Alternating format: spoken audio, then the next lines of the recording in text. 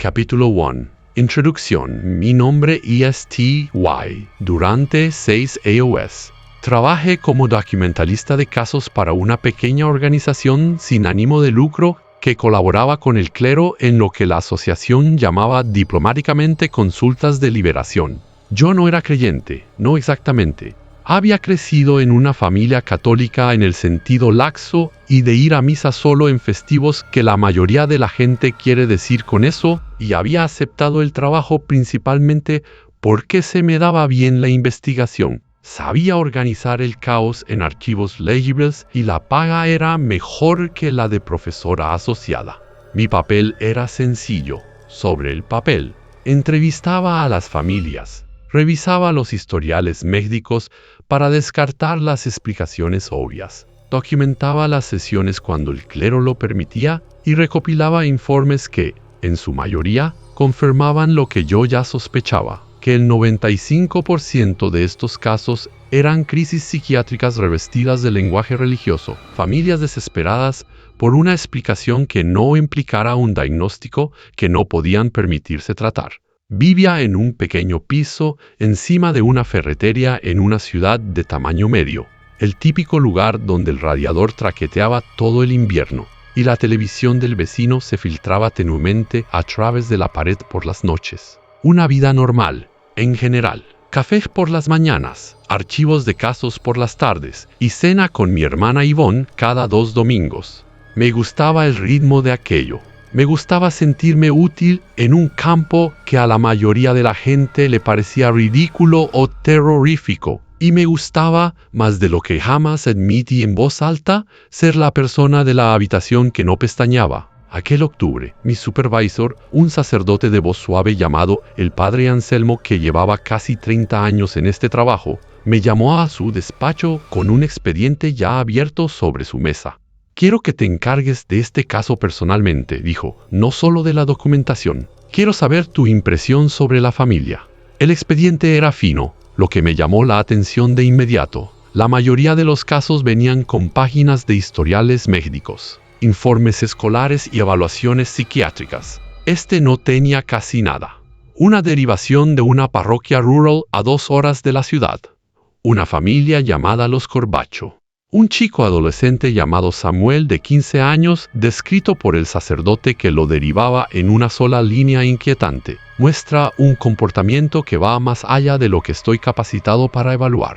¿Eso y es todo?, pregunté.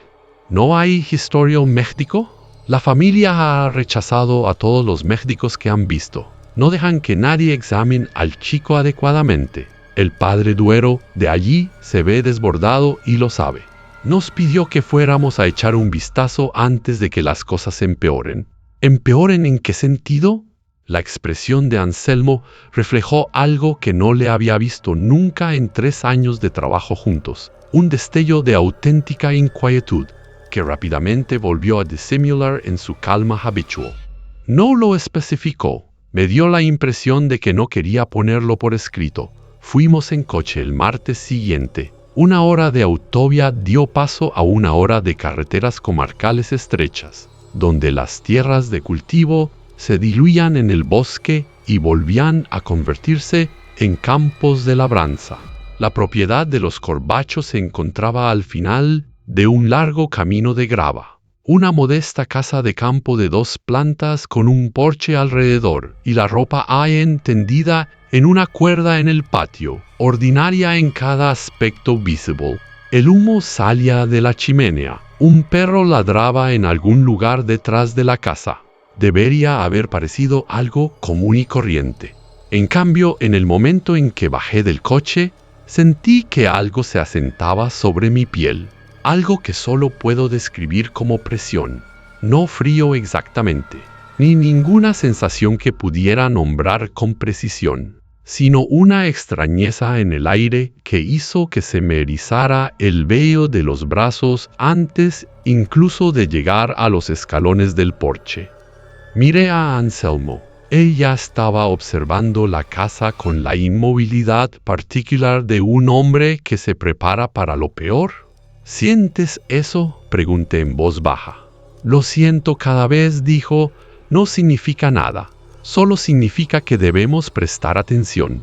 Capítulo 2. Sucesos extraños. La madre de Samuel, una mujer delgada y agotada llamada Renata Corbacho, nos recibió en la puerta con la formalidad cuidadosa y excesivamente educada de alguien que apenas logra mantenerse en pie. Nos llevó a una cocina que olía a café quemado y a algo más por debajo, algo dulzón y ligeramente agrio que no supe identificar y de lo que no quise preguntar. «Está arriba», dijo ella. «Ya no baja mucho».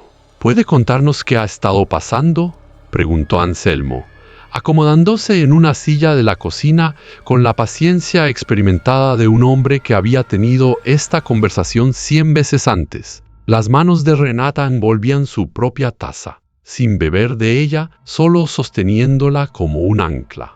Empezó poco a poco, muy poco a poco. Dejó de dormir bien, empezó a decir que oía a alguien hablarle por la noche, susurrándole, llamándolo por su nombre. Pensamos que era estrés. Había tenido un año difícil en el instituto, algunos problemas con los amigos. No le dimos mucha importancia.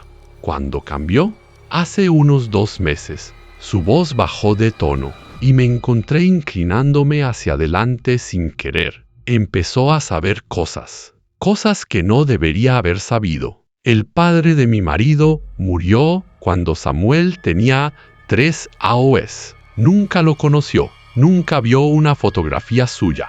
Una noche, en la cena, de la nada, Samuel empieza a hablar de él. Detalles, cosas sobre su voz, cómo olía a tabaco, una cicatriz en la mano de un accidente agrícola hace 40 años. Cosas que nadie le había contado, cosas que yo misma casi había olvidado. Escribí esto con mi habitual distancia profesional, construyendo ya la explicación racional en mi cabeza, conversaciones escuchadas a medias, historias familiares recordadas vagamente, la mente de un adolescente haciendo lo que hacen las mentes adolescentes bajo estrés, llenando vacíos con una imaginación que se sentía como un recuerdo. ¿Le ha visto algún médico?, pregunté. ¿Un psiquiatra? El rostro de Renata se cerró al instante. Lo intentamos una vez. No dejó que el médico lo tocara. Empezó a gritar en el momento en que el hombre entró en la habitación, diciendo cosas sobre la vida personal del médico que era imposible que Samuel supiera. El médico se marchó. No quiso volver ni nos devolvió las llamadas. Antes de que pudiera hacer otra pregunta, llegó un sonido desde la planta de arriba, un arrastre lento y deliberado, como si se movieran muebles por un suelo de madera, seguido de un silencio tan completo que parecía que toda la casa estuviera conteniendo el aliento. Los ojos de Renata se dirigieron al techo y luego volvieron a nosotros, mientras algo parecido a la vergüenza cruzaba su rostro agotado. Hace eso a veces, mueve cosas en su habitación. Hemos dejado de preguntar ¿por qué? El padre Duero, el sacerdote local, llegó poco después. Un hombre corpulento de unos 60 años con el tipo de ojos cansados que sugerían que no había dormido bien en semanas. Estrechó la mano de Anselmo con evidente alivio. «Menos mal que han venido», dijo en voz baja, mirando hacia las escaleras. «No sé a qué me enfrento aquí.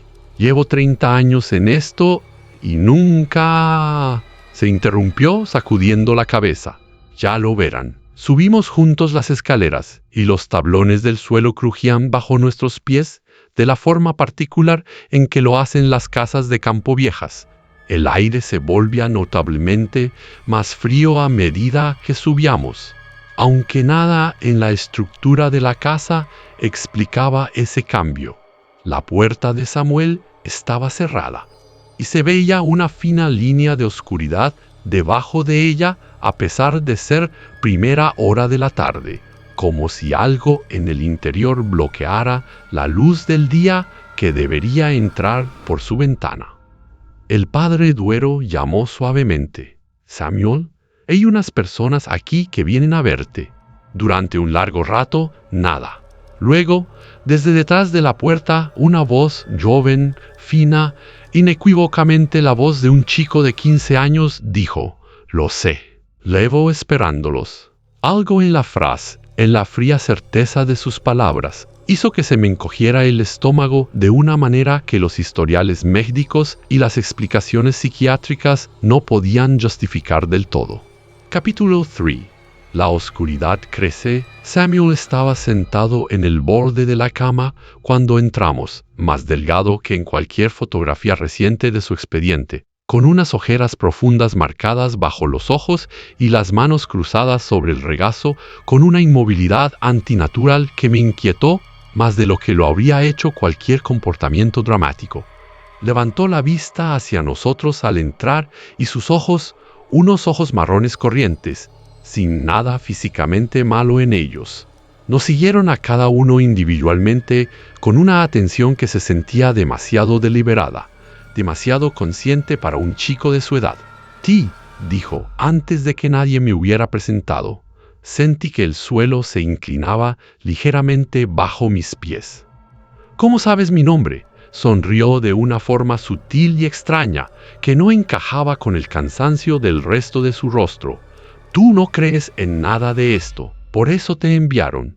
Se supone que eres la que atrapa las mentiras». La mano de Anselmo buscó brevemente mi hombro, una señal silenciosa para que me mantuviera firme. «Samuel, ¿puedes contarnos qué te ha estado pasando? ¿Con tus propias palabras?». La mirada del chico se deslizó hacia Anselmo y algo en su expresión cambió. El extraño semblante de autosuficiencia fue reemplazado por algo más cercano al miedo real, a la confusión auténtica de un chico de 15 años. No sé si amo explicarlo. Empezó como sueños. Alguien de pie al final de mi cama, mirándome. Luego empecé a oírlo también durante el día, susurrándome cosas, contándome cosas sobre la gente. Yo no quería decirlas en voz alta. Simplemente salían. «¿Qué clase de cosas?». Samuel apretó las manos en el regazo. «Cosas verdaderas, cosas que no tengo forma de saber. Cosas malas a veces, sobre personas que nunca se lo habían contado a nadie». «¿Cómo?». Se esforzó por encontrar las palabras y se le saltaron las lágrimas, con un miedo completamente real. «Es como si algo me estuviera usando para decir las cosas que quiere decir, y no puedo detenerlo. Y estoy tan cansado de estar despierto mientras pasa». Lo documenté todo, con las manos firmes, a pesar de que algo frío se asentaba cada vez más profundamente en mi pecho con cada palabra. Esto no encajaba con el patrón de los casos psiquiátricos que había visto antes. Los delirios paranoides, el pensamiento desorganizado, los signos claros de una ruptura con la realidad que solían caracterizar lo que las familias confundían con una posesión. Samuel hablaba con claridad, con una angustia real por sus propias acciones, describiendo algo que le ocurría a él en lugar de emanar de él. Aquella noche, alojada en la habitación de invitados de los Corbacho, a petición de Anselmo, me desperté sobre las 2 de la madrugada por un sonido que no supe identificar de inmediato. Un suave rasguño que venía del interior de la pared, contigua a mi cama, rítmico y paciente, moviéndose lentamente a lo largo de toda la pared, como si algo se arrastrara por el espacio entre el yeso. Me quedé congelada, escuchando, con el corazón golpeándome con tanta fuerza que podía sentirlo en la garganta.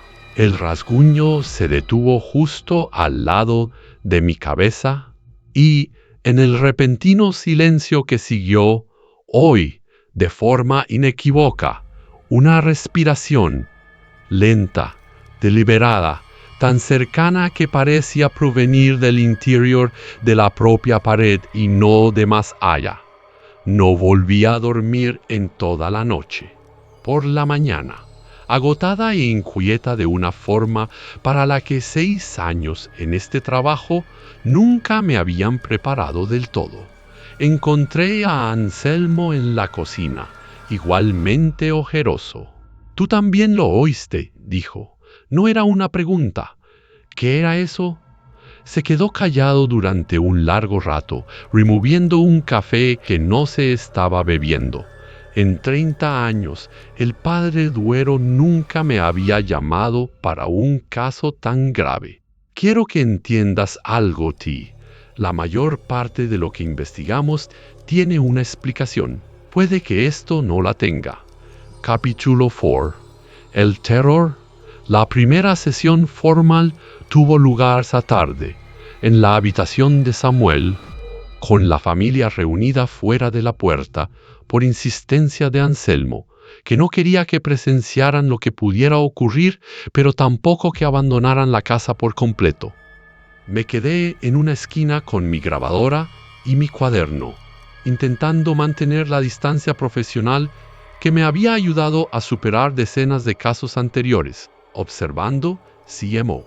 Anselmo se acomodaba en una silla al lado de la cama de Samuel con su estola y su libro Ritual, con una actitud tranquila que se sentía construida de manera deliberada y esforzada. «Samuel», dijo con suavidad, «quiero que intentes algo conmigo. ¿Puedes decirme si hay alguien más aquí con nosotros? ¿Alguien además de ti?»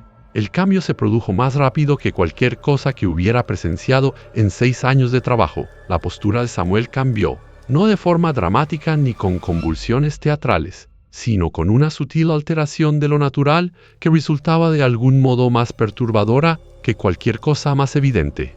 Se le cayeron los hombros. Inclinó la cabeza en un ángulo que parecía casi informal, casi aburrido, y cuando habló, la voz que brotó no era la suya.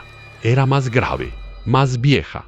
Tenía un acento que no supe identificar, con las sílabas alargadas con una paciencia que se sentía antigua en lugar de fingida. «Ella no cree», dijo, y comprendí con una certeza espantosa que hablaba de mí. «Acércala. Quiero que lo escriba todo correctamente». La expresión de Anselmo no cambió, aunque vi que su mano se apretaba alrededor de su libro Ritual. «Hablarás conmigo, no con ella». La cosa que llevaba el rostro de Samuel se giró hacia Anselmo con un interés lento y deliberado. «Ya has hecho esto antes, tantas veces. Dime, sacerdote, ¿a cuántos de ellos ayudaste de verdad? ¿Cuántos siguen exactamente donde los dejaste, todavía llenos de mí, todavía esperando?» Sentí que el bolígrafo se me congelaba contra el papel. Nada en el historial médico de Samuel, nada en el relato de la familia debería haberle dado acceso a la crueldad específica de esa pregunta. Las dudas privadas de Anselmo sobre su propia eficacia, unas dudas que solo había compartido conmigo una vez, en voz baja, tras un caso difícil 2 años antes que había terminado sin resolución. Anselmo siguió adelante a pesar de todo, con la voz firme a pesar de lo que yo reconocía ahora como una tensión real. «¿Cuál es tu nombre?» La cosa sonrió con la boca de Samuel, una sonrisa demasiado amplia que mantuvo un instante más de lo que debería durar cualquier expresión humana. «Todavía no vas a conseguir eso. No te lo has ganado». La temperatura de la habitación bajó de forma notable y brusca. Mi aliento empezó a empañar el aire, que había sido agradable minutos antes. La puerta del dormitorio, bien cerrada con pestillo, traqueteó una vez, con fuerza, como si algo pesado hubiera arrojado su peso contra ella desde el lado del pasillo, aunque la familia permaneció reunida abajo todo el tiempo, y más tarde confirmó que ninguno se había acercado a la puerta. El cuerpo de Samuel se arqueó de repente, de forma antinatural, curvando la espalda hacia arriba, separándose de la cama de una manera que debería haber sido físicamente imposible sin un esfuerzo visible. Y la voz que emergió esta vez fue diferente de nuevo, más joven, femenina, sollozando, llamando a un nombre que no era el de Samuel.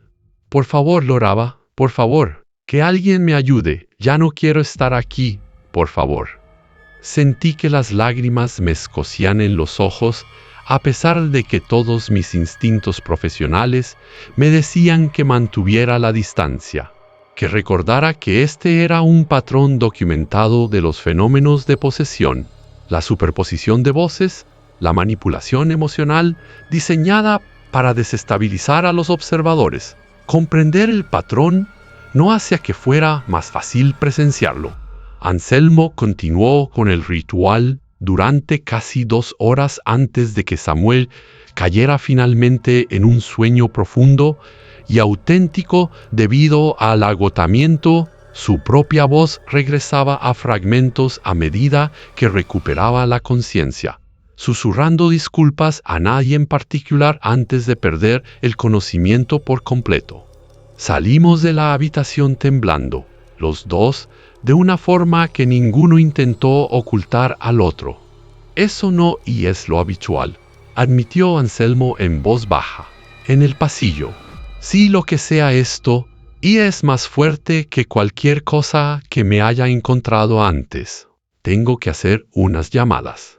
Capítulo 5. La verdad, Anselmo pasó los 2 días siguientes investigando los antecedentes de la familia Corbacho, revisando los archivos diocesanos y los registros parroquiales antiguos, con una intensidad que sugería que sospechaba algo específico, algo que aún no estaba dispuesto a expresar en voz alta. Yo ayudé en lo que pude, cruzando datos de registros de la propiedad, archivos de periódicos antiguos y cualquier cosa que pudiera explicar por qué esta casa en particular, esta familia en particular, se había convertido en la anfitriona de algo mucho más fuerte que los casos que solíamos documentar. Lo que encontramos lo cambió todo. La casa de campo de los Corbacho se había construido en 1954, pero los registros provinciales mostraban que no era la primera estructura en esa tierra. Una casa anterior se había levantado allí, destruida por un incendio en 1931 bajo unas circunstancias que el periódico local había descrito solo vagamente como un trágico accidente. El tipo de redacción que solía encubrir algo mucho más oscuro que un accidente. Escarbando más a fondo, a través de los registros eclesiásticos digitalizados a los que el padre Duero nos ayudó a acceder, encontramos la historia completa. Las tierras habían pertenecido a una familia llamada Valdés y, en el invierno de 1931, la hija adolescente de la familia, una chica llamada Constanza, había muerto en unas circunstancias que el párroco de la época había documentado con evidente angustia y evasivas. Su diario privado, conservado en el archivo diocesano, describía a una joven que, en sus palabras, se había entregado a algo que respondió a su dolor con un falso consuelo. Tras la muerte de su hermano menor a causa de la gripe el año anterior.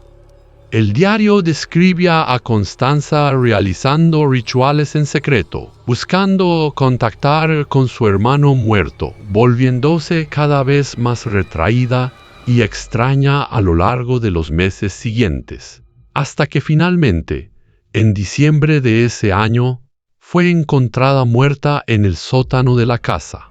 La causa oficial se registró como accidental, aunque el relato privado del sacerdote sugería algo que la familia había querido tapar desesperadamente.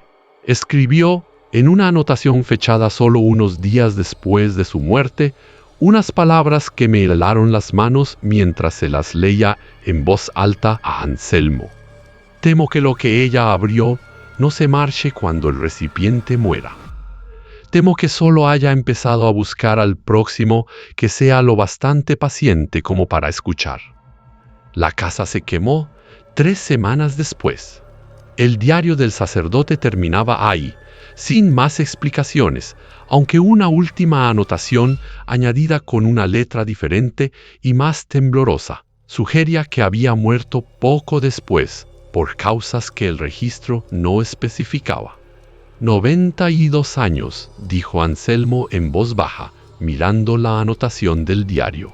«Ha estado esperando en esa tierra durante 92 años, y cada familia que ha construido allí desde entonces ha terminado por marcharse vendiendo la propiedad, sin quedarse nunca el tiempo suficiente para que nadie entendiera por qué.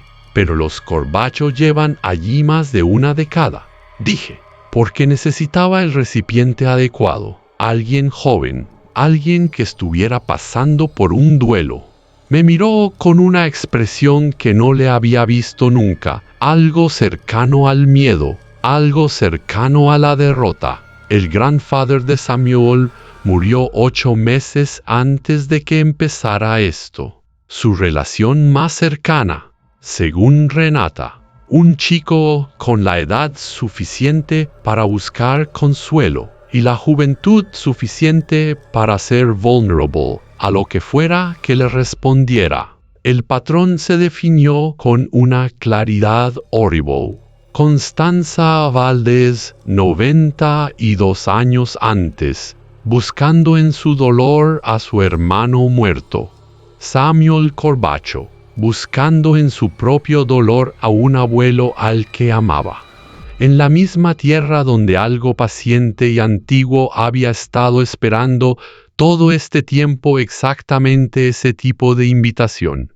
«¿Qué pasó con lo que ella encontró?», pregunté. La cosa que le respondió. Anselmo cerró el diario lentamente. «Creo que estamos a punto de descubrirlo». Capítulo 6. Pesadilla final. Regresamos a la habitación de Samuel esa noche para lo que Anselmo llamó, en voz baja y con gravedad, un último intento, no un exorcismo completo, que requeriría una autorización eclesiástica formal que ninguno de los dos tenía en ese momento, sino una intervención destinada a debilitar lo que se había apoderado de él antes de que pudiera atrincherarse más.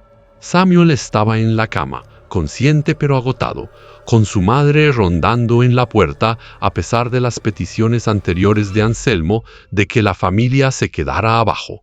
Esta vez se negó a marcharse, y algo en su expresión me dijo que discutir no serviría de nada. «Necesito que me escuches con atención», le dijo Anselmo a Samuel, arrodillándose junto a la cama, con voz baja y firme.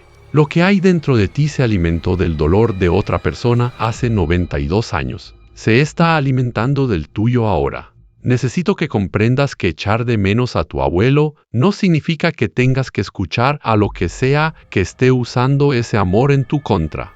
Los ojos de Samuel estaban húmedos, agotados, completamente suyos en ese momento. Solo quería hablar con él una vez más. Eso y es todo lo que quería. «Lo sé», dijo Anselmo con dulzura.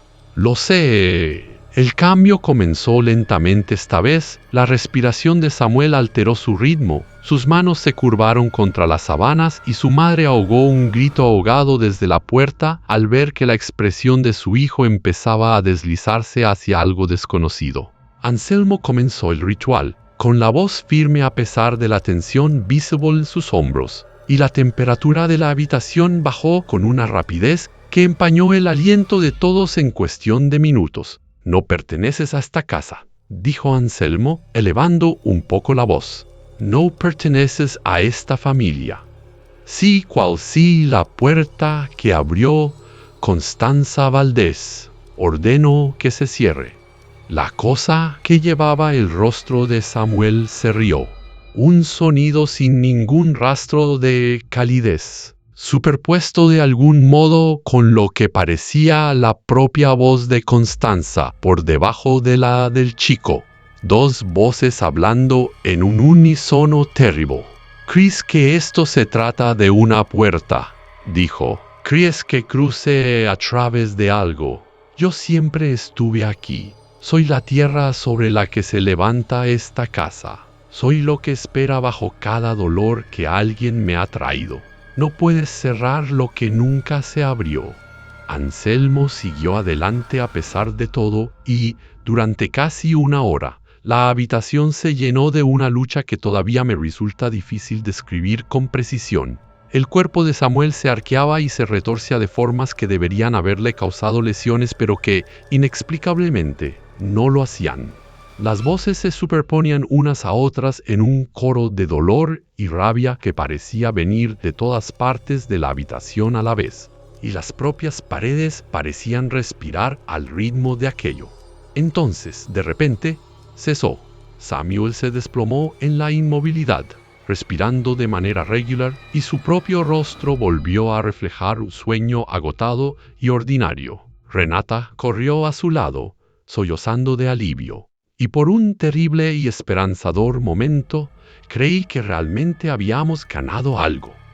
Anselmo se sentó sobre sus talones, empapado en sudor a pesar del frío de la habitación, y me miró con una expresión que no supe descifrar del todo. «No se ha ido», dijo en voz baja, «solo para mí. Podía sentirlo. Solo se ha quedado en silencio. Lo que sea que hay bajo esta tierra, no es algo que hayamos expulsado esta noche. Solo lo hemos convencido para que espere». Abandonamos la propiedad de los Corbacho 2 días después, con Samuel lo bastante estable como para dormir noches completas por primera vez en meses y la familia cautelosamente esperanzada, de una manera que las advertencias privadas de Anselmo no me permitían compartir. Archivé mi informe final sobre el caso hace 8 meses, marcándolo, a petición de Anselmo, como se recomienda supervisión continua en lugar de resuelto.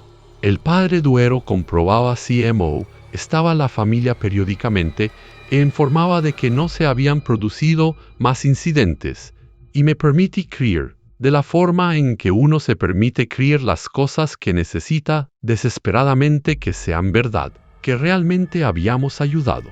Entonces, hace 3 semanas, Yvonne me llamó durante nuestra cena habitual de los domingos, con una voz extraña, distraída, hablando de un sueño que había tenido la noche anterior.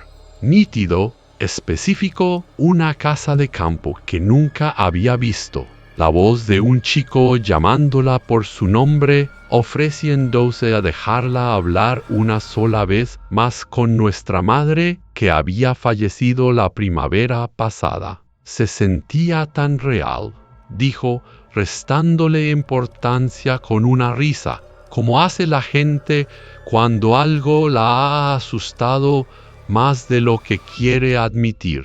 Casi digo que sí en el sueño.